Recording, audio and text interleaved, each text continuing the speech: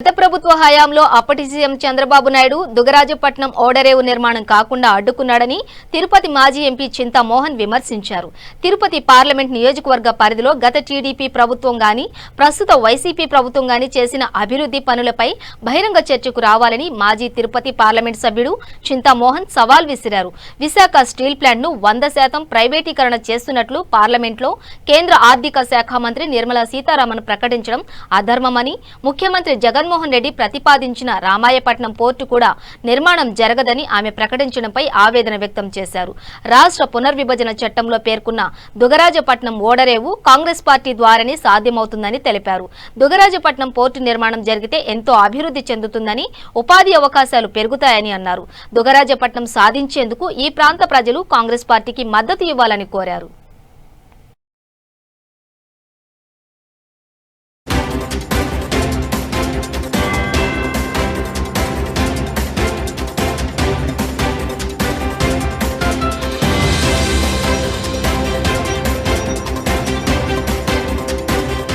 పట్టణం ఎలా వచ్చింది? చాలా కష్టం మీద వచ్చింది. 32 మంది కేంద్ర మంత్రులను ఒప్పించడం జరిగింది. కేంద్ర కేబినెట్ ఆమోద ముద్ర వేయడం జరిగింది. మరి అంతేకాదు, రాజ్యసభ లోక్సభ కూడా ఆమోద ముద్ర వేయడం జరిగింది దుగరాజపట్టణ ఓడ రేవు నిర్మాణానికి. రాష్ట్రపతి కూడా ఆమోద ముద్ర వేయడం జరిగింది. చంద్రబాబు నాయుడికి తెలివి తక్కువ. ఆయన జాబు రాశాడు, బంధు ప్రీతి. కృష్ణపట్టణం పోర్టు వాళ్ళు వాళ్ళకు బంధువులు, ఆయన వాళ్ళంతా ఒక చెట్టు పిట్టలు. మరి వాళ్లకు బంధువులకు సహాయం చేసేదాని కొరక దుగరాజపట్టణం వద్దు అని చెప్పి ఆయన జాబు రాయడం వల్ల దుగరాజపట్టణం ఆగిపోయింది. అసలు దుగరాజపట్టణం వల్ల ఏంటి మనకు లాభం చాలా మందికి తెలియదు. ముఖ్యమైన లాభం ఏంటంటే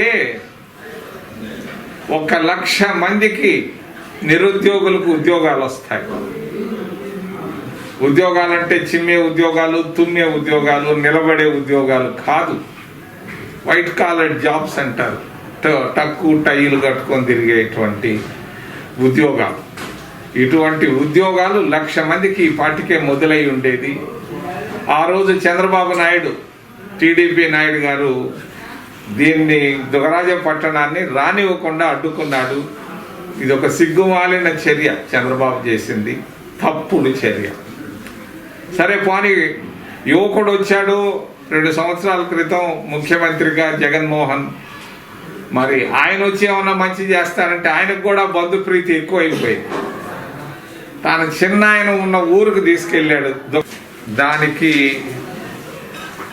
ఇండియన్ నేషనల్ కాంగ్రెస్ డిబేట్కి రమ్మని వాళ్ళని ఆహ్వానించడం జరిగింది.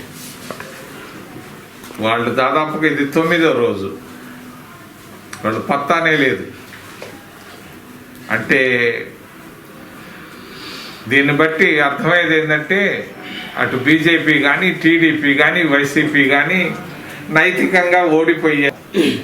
ఇది తప్పు బీజేపీ చేస్తున్నది. రెండో విషయం, మనకు సంబంధించినటువంటి విషయం,